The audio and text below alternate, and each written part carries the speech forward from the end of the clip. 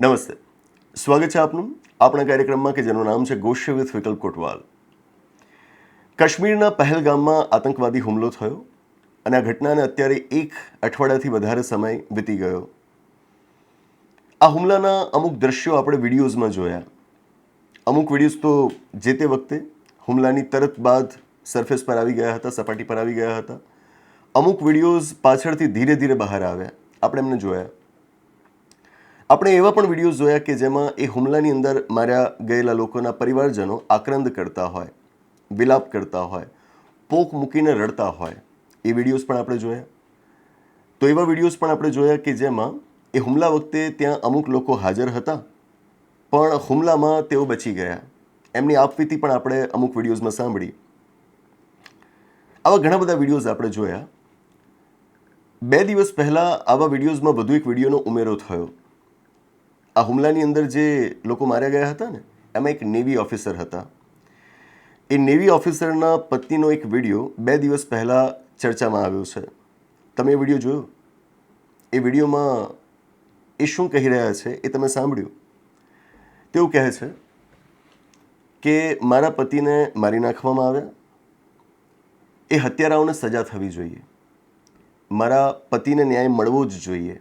અને વાત બિલકુલ સાચી છે. એ ડરપોક, એ હેવાન લોકોને સજા સખતમાં સખત મળવી જ જોઈએ. રાધર હું કહીશ કે આપણે રાહ જોઈને બેઠા છીએ કે એ આતંકવાદીઓને એમના કૃત્યની સજા ક્યારે મળશે, આપણી સરકાર એના માટે નક્કર પગલાં ક્યારે લેશે.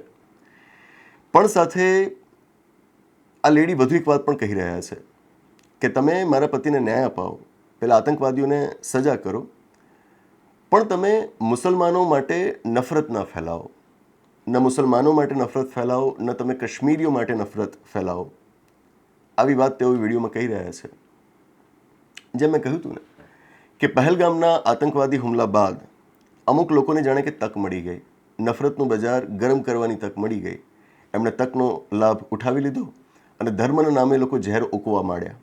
મુસલમાનો વિરુદ્ધ ઝેર ઓકવા માંડ્યા, કાશ્મીરીઓ વિરુદ્ધ ઝેર ઓકવા માંડ્યા. આ જ લોકો છે કે જે સામાન્ય રીતે જાતિના નામ પર ઝેર ઉગતા હોય છે, મહિલાઓને તુચ્છ ગણીને એમના માટે ઝેર ઉગતા હોય છે, અને આવો પ્રસંગ બને ત્યારે ધર્મના નામે ઝેર ઉગવા માંડે છે. આ બેન કહી રહ્યા છે કે તમે મુસલમાનો કે પછી કાશ્મીરીઓ વિરુદ્ધ ઝેર ન ઓકો, જે આતંકવાદીઓ છે તમે એમને સજા કરો. પણ થયું શું? આ બેનનો વિડીયો જેવો વાયરલ થવા માંડ્યો ને, એટલે આજે નફરતી ચિંટુઓ છે, આજે ઝોમ્બીઓ છે, એમણે એ બેનને ટ્રોલ કરવા માંડ્યા, એમના વિરુદ્ધ અનાપ શનાપ લખવા માંડ્યા. આ લોકો કોઈના સગા ન થાય, આ નફરતી ચિંટુઓ કોઈના સગા ન થાય. એમને જ્યાં આગળ પોતાનો સ્વાર્થ સંતોષાતો દેખાતો હોય, સ્વાર્થ એટલે કયા અર્થમાં? જ્યાં આગળ એમનો પ્રોપેગેન્ડા મજબૂત થતો દેખાતો હોય ને, એવા વ્યક્તિઓની સાથે સહેલાઈથી જોડાઈ જાય. અને એ જ વ્યક્તિઓ ક્યારેક એમના પ્રોપેગેન્ડાથી વિરુદ્ધ જતા જણાય તો તરત એમને જ એ ગાળો બોલવા માંડે, એમના માટે અપશબ્દો વાપરવા માંડે. આ લોકો ગમે ત્યાંનું ગમે ત્યાં લિંક કરી શકે એમ છે. એ આતંકવાદી હતા, પાકિસ્તાનનો હાથ આની અંદર માનવામાં આવે છે, અને ચોક્કસ રીતે તમારે ટેકલ કરવાનું જ હોય, એ લોકોને પકડીને એમને સજા આપવાની જ હોય. પણ આખી ઘટનાને તમે ચોક્કસ એક સમુદાય સાથે જોડી દો, ચોક્કસ એક વિસ્તારના લોકો સાથે જોડી દો, એ કેટલું વિચિત્ર કહેવાય. પણ આના ઉપર જ એમનું બધું ચાલે છે, એટલે એ તો કરવાના આ જ. આવા લોકો ઘણા હોય છે, આપણી આસપાસ હોય છે, જાહેર જીવનમાં હોય છે. હમણાં જ એક બોલિવૂડના બહુ પ્રખ્યાત ગાયક છે સોનુ નિગમ. હું કહીશ કે મને એમની ગાયકી ખૂબ ગમે છે, અને એમાંય જે આપણું શાસ્ત્રીય સંગીત છે એના ઉપર એમની જે પકડ છે, he is a very well trend singer. મને એમને સાંભળવા ખૂબ ગમે છે. પણ એમની એવી ઘણી બધી હરકતો છે કે જ્યાં પેલા નફરતી ચિંટુઓને મળતી આવતી જણાય. કઈ રીતે? કોઈ વાતને ગમે ત્યાં જોડી દેવી અને ગમે ત્યાંથી દેશપ્રેમ કૃત્રિમ રીતે ત્યાં આગળ પેદા કરી દેવો. જેમ કે હમણાં જ કોઈ કોન્સર્ટની અંદર કોઈ એક કન્નડાના એક એમના કદાચ ફેન જ રહ્યા હશે, એમણે સોનુ નિગમને કહ્યું, ખોટી રીતે જ કહ્યું હતું એણે, કે ભાઈ તમે અમને કંઈક અમારી ભાષામાં ગાઈને સંભળાવો, બરાબર? આવી એણે કંઈક ડિમાન્ડ ત્યાં આગળ મૂકી હશે. સોનુ નિગમનો સામે જવાબ શું આવે છે કે બસ આના લીધે જ પહેલગામની અંદર હુમલો થયો હતો. મતલબ કે તમે આવું બધું કરો છો ને, ભાષાના નામ પર લડો છો ને, એટલે જ ત્યાં આગળ પહેલગામમાં હુમલા થાય છે. ક્યાંથી ક્યાં વાત જોડે છે. અહીં આગળ આપણે ત્યાં કોઈક આવ્યું હોય, બહારથી આવ્યું હોય, અને આપણે એને કહીએ કે ભાઈ તમે તમારી માતૃભાષા ગુજરાતી નથી, પણ તો અમે તમારા મોઢે ગુજરાતીમાં કંઈક સાંભળવા ઈચ્છીએ છીએ. આપણી રજૂઆતની પદ્ધતિ યોગ્ય હોવી જોઈએ, એ હંમેશા સાચું છે. તમે જો પદ્ધતિ અયોગ્ય રાખી છે તો એ ખોટું જ છે. તમે દબાણ કરો અને કહો કે નહીં અમારી જ ભાષામાં ગાઓ તો એ બિલકુલ ખોટું કહેવાય. પણ વાત એ છે કે કદાચ ને કોઈકને એવું કર્યું પણ ખરું, તો એ વાતને તમે પહેલગામના આતંકવાદી હુમલા સાથે જોડશો. આ કેવું વિચિત્ર લાગે. પણ આ લોકોની ખાસિયત છે. કઈ વાત ક્યાં જોડી દેશે તમે ક્યારેય નહીં જાણી શકો. તમે વિચાર્યું પણ ન હોય એવી એવી જગ્યાએ એ વાતોને જોડી દેશે. હું બીજો એક પ્રસંગ આપને જણાવું કે વર્ષો પહેલાં મારો એક વિદ્યાર્થી હતો, યુપીએસસીની બેચમાં એ જોડાયેલો હતો તૈયારી માટે. 2014-15ના વર્ષોમાં જોડાયો હતો, ઘણો ભણાવ્યો. પછી ઇવેન્ચ્યુઅલી એણે પોતાની આર્થિક સ્થિતિ મારી સમક્ષ રજૂ કરી અને પછી કહ્યું કે સર જો મને થોડુંક ભણાવવાની તક મળે તો મારું અથોપાર્જન પણ એમાં થશે અને એમ કરીને હું એક આર્થિક સ્થિરતા કદાચ મેળવી શકીશ. મેં તક આપી. આપણે ત્યાં જ સંવિધાન કરિયર એકેડેમીમાં ઇતિહાસ વિશે ભણાવવા માટે મેં તક આપી. મને ત્યાં સુધી એના માઇન્ડસેટ વિશે વધારે ખબર નહોતી. હું એનું નામ નહીં દઉં, પણ હું આપને કહીશ કે આ લોકો કેવા હોય છે. મને એના માઇન્ડસેટ વિશે વધારે ખબર હતી નહીં. હવે બનવું એવું કે એ વખતે આ જે માહોલ હતો ને કે જ્યાં આગળ એગ્રેસિવલી લોકો પોતાનો દેશપ્રેમ સાબિત કરવા માટે મથતા હોય, હું જ દેશપ્રેમી, બાકીના બધા તો દેશ વિરોધી ગદ્દાર, એમ જ સાબિત કરવા માટે મતતા નથી હોતા લોકો.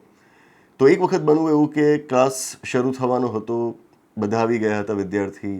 આ ભાઈ જે હવે ટીચર હતો એ પણ આવી ગયો હતો, પણ બિચારો એક વિદ્યાર્થી નહોતો આવી શક્યો. એને આવતા લગભગ 10-15 મિનિટ મોડું થયું. જેવો એ ક્લાસમાં પ્રવેશ્યો એટલે કંઈ જ નહીં, સીધું આ ભાઈ પૂછે છે એને કે તું કેમ મોડો પડ્યો.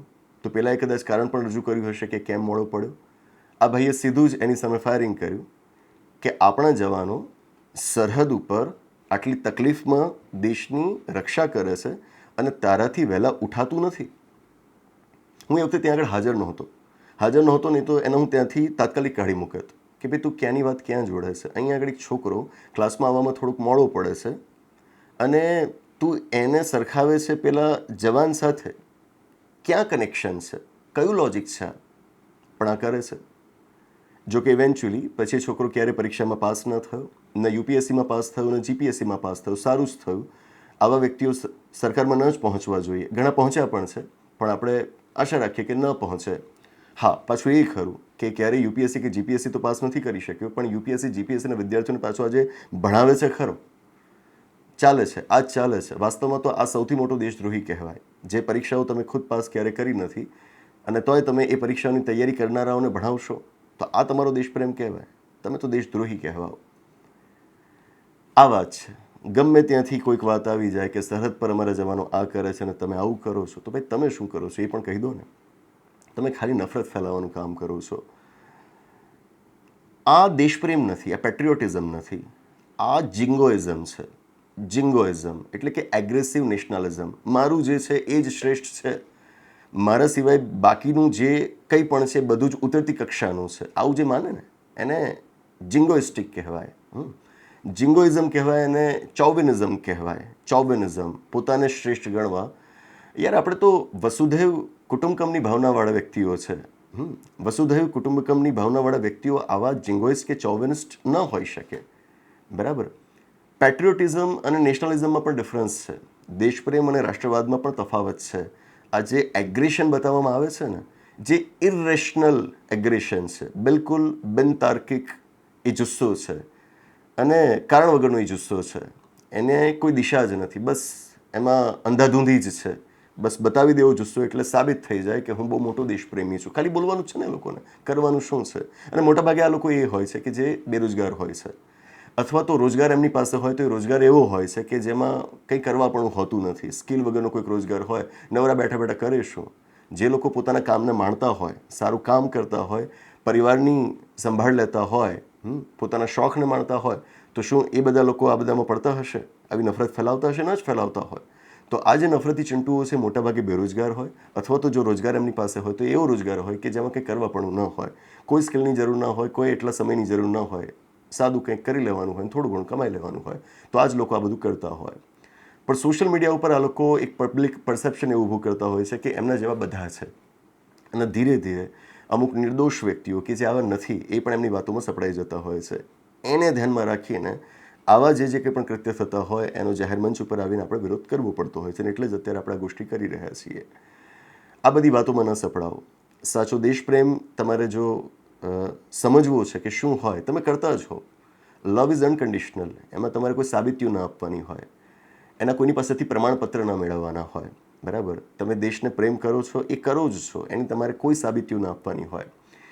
સાચો દેશપ્રેમ એ કહેવાય કે જ્યાં આગળ તમે દેશને સમજો. આ દેશ વિવિધતાઓથી ભરેલો છે. કેટલી સાંસ્કૃતિક વૈવિધ્ય આપણા દેશની અંદર રહેલું છે.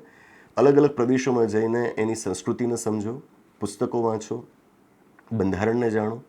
તમારાથી જે લોકો અલગ છે પણ તમારા દેશના જ નાગરિક છે એમને પોતાના સમજો.